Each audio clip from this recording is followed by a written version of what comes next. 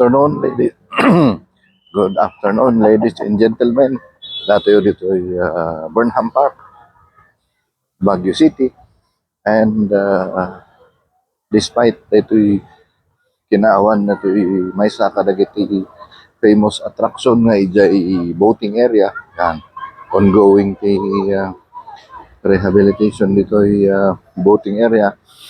At matutunghayan natin na marami pa rin mga bisita. Hindi lang bisita siguro mga ito, residente at turista na patuloy na namamasyal sa ating pangunahing parke dito sa lungsod ng Baguio at ini-enjoy nila yung malamig na panahon. Yan, mahalumigni, hindi malamig. At yun nga, pinapakita na kahit wala yung pangunahing tourist attraction dito sa lungsod ay marami pa rin bumibisita sa pangunahing parking ito. Yun.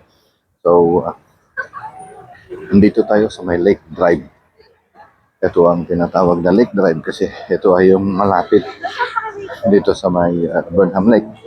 At yung nasa kaliwa ay ang Melvin Jones football field kung saan may marami pa ring tao na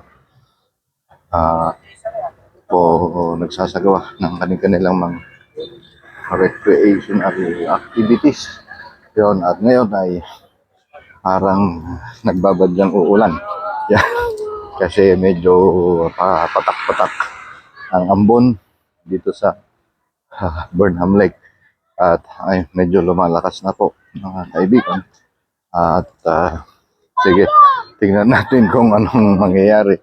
At naghahanap na ng masisilungan ng ating mga kababayan upang hindi sila maulanan. Pero ito ay ambon lang. At ito ay karaniwang pangyayari sa tuwing hapon dito sa lungsod ng Baguio. Kaya enjoy lang sa ating mga bisita. At hari nawa ay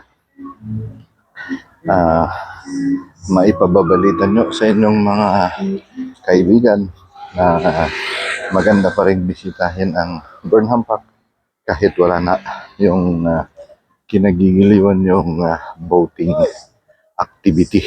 Yan kasi ito ay parang ginagawa upang isang maging magandang attraction pagkatapos ng rehabilitation. So, yan muna ang sitwasyon dito sa may Lake Drive, Burnham Park, Baguio City. At kami magbabalik sa mga susunod na mga oras at tignan naman natin ang ibang sitwasyon sa mga iba't ibang pangunahing destinasyon sa ating lungsod ng Baguio. Maraming salamat po. Magandang hapon.